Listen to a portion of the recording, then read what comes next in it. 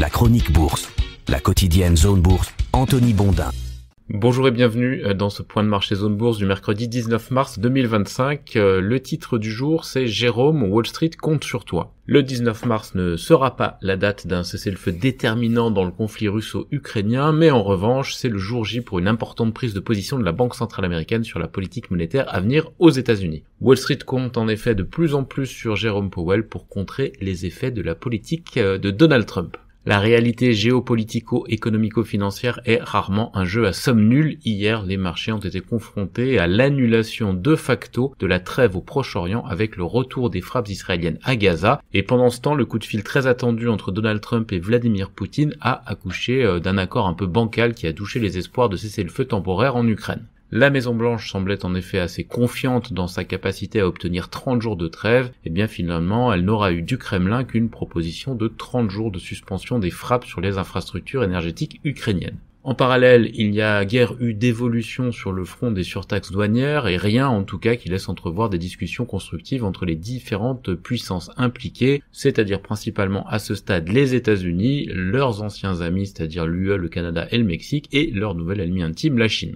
Si on mélange tout ça et en intégrant un petit peu tout, les marchés actions américains ont repiqué du nez après 2 jours de rebond. Ce sont encore les valeurs technologiques et les dossiers clinquants comme Palantir ou Tesla qui ont plombé l'ambiance. Le Nasdaq 100 a reperdu 1,66%. Du côté du S&P 500, on était en baisse de 1,1%. La méforme boursière de Wall Street, eh bien, elle a toujours la même cause principale. Les investisseurs sont très méfiants vis-à-vis de la politique de Donald Trump. Le nouvel accès de fièvre de l'or, qui explore actuellement des zones vierges, en est d'ailleurs la preuve. Le sentiment général sur les marchés est que les États-Unis seront les principales victimes de la guerre commerciale, en tout cas à court terme, parce qu'elle risque de dérégler la machine économique relativement bien huilée du pays. C'est ce qui explique le report vers d'autres cieux, notamment l'Asie et l'Europe, deux régions où la narration a repris un tour positif dernièrement. Alors sur le vieux continent, c'est parce que tout le monde s'agite pour tenter une reprise en main du destin de la région, et pour l'ancien empire du milieu, eh bien c'est parce que les autorités ont profité du sursaut technologique qui a enfiévré le pays pour mettre les bouchées doubles sur le réveil interne. En tout cas, ça fonctionne assez bien puisque l'Europe et l'Asie ont continué leur ascension pendant que Wall Street faisait machine arrière. On se gardera évidemment de crier à la fin de l'exceptionnalisme américain, cette espèce de super pouvoir permettant aux États-Unis de faire la pluie, le beau temps, les tendances et à peu près tout ce qu'ils veulent depuis plusieurs décennies, mais force est de constater que la machine est fragilisée. Pourtant, il reste de l'espoir, parce que quand tout va mal en Amérique, il faut ressortir du chapeau un super-héros. En l'occurrence, Jérôme Powell n'a pas vraiment le physique de l'emploi, mais il dispose de la force de frappe financière nécessaire. C'est sur lui que comptent les investisseurs ce soir lors de la grand-messe périodique de la Banque centrale américaine. À 19h, Jérôme Powell devrait annoncer que la Fed laisse ses taux directeurs inchangés. Il va aussi communiquer autour des nouvelles prévisions de l'institution sur la base du rapport qui sera publié en marge de la décision de politique monétaire. Ce rapport, eh bien, il contient notamment le graphique en point, le dot plot qui matérialise les anticipations d'évolution des taux à court, moyen et long terme des membres de la Fed. En d'autres termes, c'est le meilleur indicateur dont dispose le marché pour imaginer le nombre de baisses de taux qui devraient intervenir cette année et l'année prochaine.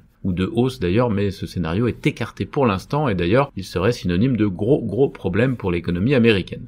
Le marché compte donc grandement sur le put Powell, c'est-à-dire le moment où la Fed va être contrainte d'adopter une attitude plus ouvertement pro-marché parce que la baisse aurait duré trop longtemps et menacerait la confiance économique. Le truc, c'est qu'il n'y a pas de niveau prédéfini pour ce put Powell, mais plus les doutes montent, et bien plus ce moment se rapproche. En dehors de la Fed, l'actualité reste chargée aujourd'hui. La Banque du Brésil doit trancher ce soir sur sa propre politique monétaire. La Banque du Japon, elle a déjà rendu son verdict cette nuit. Les taux sont restés inchangés dans l'archipel, mais la BOJ a fait part de son inquiétude pour le commerce international, et ça laisse supposer que son approche sera plus souple dans les semaines à venir. Du côté de l'euro, on a perdu un petit peu de terrain après le contact russo-américain décevant, mais le vote par le Bundestag des crédits de dépenses d'infrastructure a fourni à la monnaie unique un solide filet de sécurité. Dans le domaine technologique, Nvidia a fait son show habituel lors de sa conférence annuelle des développeurs, mais la magie opère moins en ce moment. Il y a d'ailleurs eu un afflux un peu grotesque de dizaines et de dizaines de communiqués de partenariat de la part de multiples sociétés cotées dans la foulée, et là encore, le marché s'est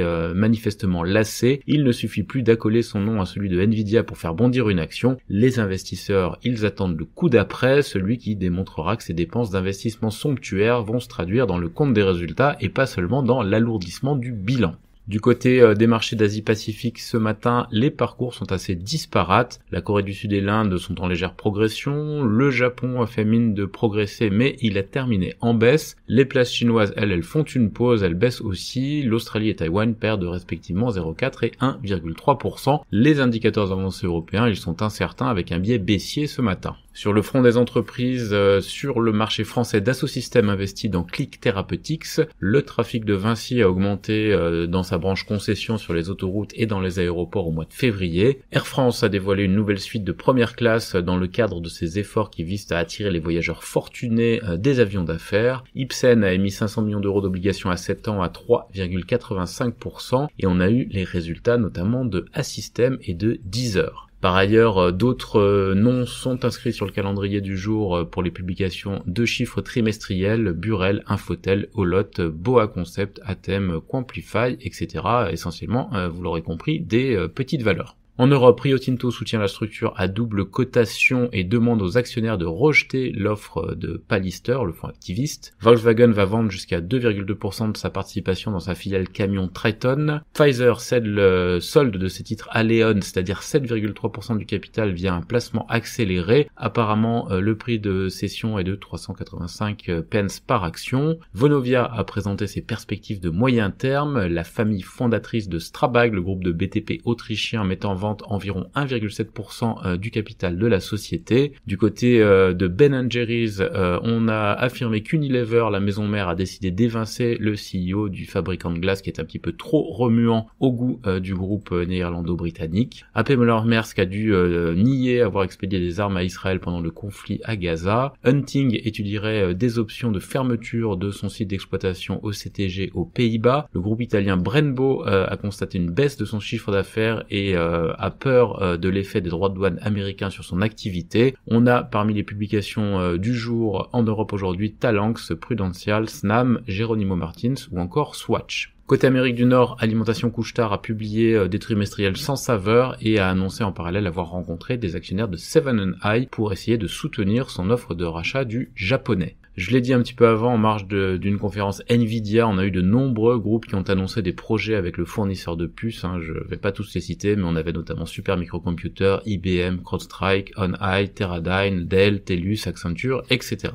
Le fonds activiste Starboard s'apprêterait à lancer une bataille enragée contre le groupe Autodesk, ce sont les informations du Wall Street Journal. Du côté de Bloomberg, on a appris que Morgan Stanley prévoit environ 2000 suppressions d'emplois pour réduire ses coûts. Enfin, Tesla a obtenu le premier d'une série de permis dont elle a besoin pour faire fonctionner des robotaxis en Californie. Les principales publications du jour en Amérique du Nord, Progressive Corp, General Mills, Raymond James, Power Corporation of Canada et Williams Sonoma. Ailleurs dans le monde, la Chine a retardé l'approbation de l'usine mexicaine de BYD selon les infos du FT. Leapmotor lance ses ventes au Royaume-Uni avec 2 modèles de véhicules électriques et on reste dans le domaine des véhicules électriques avec Zeekr et Xpeng qui proposent des voitures dotées de fonctionnalités de conduite autonome de catégorie L3. Sur l'agenda des publis en Asie-Pacifique, on a notamment Tencent et Antasport. C'est terminé pour ce point de marché du jour. Excellente journée à toutes et à tous.